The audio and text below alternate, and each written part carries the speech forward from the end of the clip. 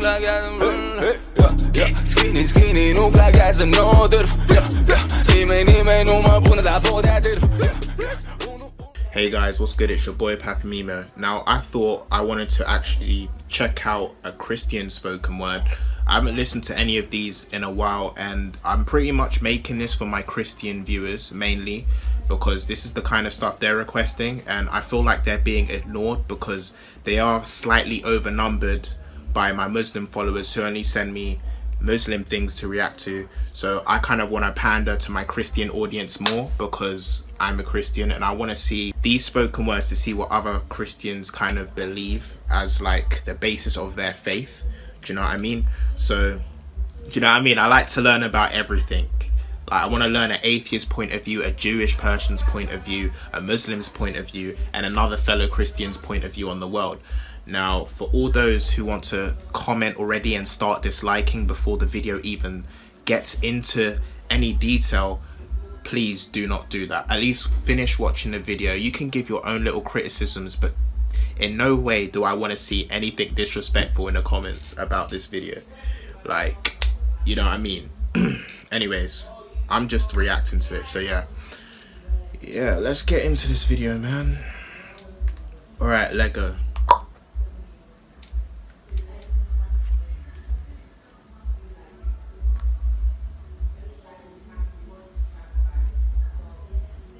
To the blind, this may come off as Christian indoctrination, but to Christians, this is scripturally based doctrine of conduct through salvation that's over time been slightly lost in demonstration. Jesus of Nazareth, the author of salvation. So he who has an ear, let him hear, please, and listen. Many of God's children have become lukewarm and nonchalant about doing the Savior's request. You know, at one point in my life, I was at a very lukewarm stage. Like, I didn't even try to like live righteously. I didn't even give it no effort whatsoever. I'll just do what I want and just be like, God forgive me at the end of the day. And that's really not the way to live. If you're not even trying to live out like Christianity in the biblical way, that's literally what lukewarm means, you know? He said, if any man follows me, he must deny himself first and pick up his cross. That's what I've done. I've pretty much denied myself as a human being and like pretty much made Jesus the center of my life, you know? Because I even read a verse in the Bible earlier where it says, like, it was talking about, oh, I wish I could get it right now, but it was talking about like how we as men, as humans, will even end up sinning even when we don't want to sin. Do you know what I mean? It's pretty much a part of our nature, a part of our desire as a man, you know? So blessed is the man who does not walk in the counsel of the ungodly. By doing so, no one is able to take you captive through hollow and deceptive philosophy. Also, be not conformed to this world, neither love the things that are in it. Thus, as Christians, seek first his kingdom and righteousness, and all these other things will be given. But when you ask, it is not given because you ask with wrong motives, that you may spend what you get on your pleasures. But if you hold to his teachings, you are really his disciple. But if you're still seeking to please men, you're not even worthy of the title. You were bought with a price. Don't you have any idea what this means? For you and me to confess we believe, the King of Kings had to be stretched out on a tree. Jesus of Nazareth, the author of salvation, for he views the ends of the earth and sees everything under the heavens. This includes but not limited to rape, murder, and even child molestation. That's why we as believers are to present our bodies as a living sacrifice to the weary and burdened who are aching to see the light of Christ. So if you're impervious to love, then you will certainly prove to be useless. That's why Jesus said, by love will men know who his is. So woe to those who put their faith in things that are tangible and ungodly. Because you have a little money, you believe that it's something. Jesus describes you as being poor, blind, and naked, because a man's life does not consist of the abundance of his possessions. So be aware of men who've been robbed of the truth, who preach only that godliness is a means of financial breakthrough. Oh my God, there's so many pastors who preach that literally you being right with God means you'll be a rich person who own a mansion and all these materialistic things. Like, seriously, I don't get it. Anyways, guys, if you're a Christian, please comment below. Like, I'd like to talk with you, fellowship with you. Instead, put on the full armor of God to stand firm against Satan and his schematics. Jesus of Nazareth, the author of salvation. So no longer are we teaching safe sex, but on this day, abstinence. Because presenting our bodies as holy and acceptable is the highest act of worship. So abstain from fornication, for this is his will and your sanctification.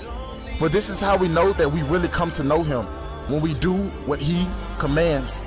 That's why Jesus said, why do you call me Lord, Lord, and not do what I say? Jesus of Nazareth, the author of salvation. I say this in repetition. Now, speaking on the subject of fornication, this used to be a sin that I really did struggle with.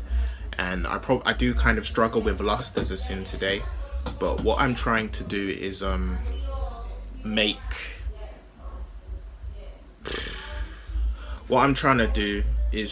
try the whole celibate thing. Now, I don't know if I will actually last until marriage, but I'm going to try at least. Do you know what I mean? If I do end up speaking to a girl, I'm not going to try and escalate it to sex like I used to do. Because in his name, the nations will be optimistic. So as I speak the sword of the Spirit, I bind any demonic interference. Like Joshua said, choose this day whom you will serve. Because in these times, we're no longer just playing church. Remember, not everyone that says Lord, Lord will enter into the kingdom. Only those who fulfill the will of the Lord's mission. So tell me, what will you do when you come before his presence? And he says, depart from me, I never knew you, you worker of iniquity. This is the biblical doctrine of conduct through salvation that's over time been slightly lost in translation. Jesus Christ of Nazareth, the author of salvation.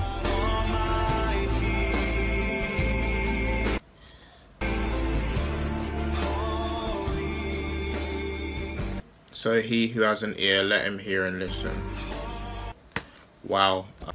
Well, sorry, I accidentally ended that video. In my opinion, that video is very powerful. I like the way he put like different verses together to make it into a poem. And it all kind of does make sense to me. And I believe it is the truth. I don't know what you guys believe, but I believe that is the truth. If you guys have any question, you see me, yeah, I don't like to debate because it all ends up being a little argument all the time. Like literally, it's crazy, man.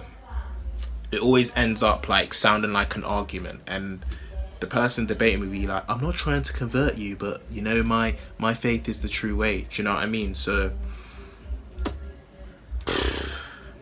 as humans, I believe we as creatures, we follow by example.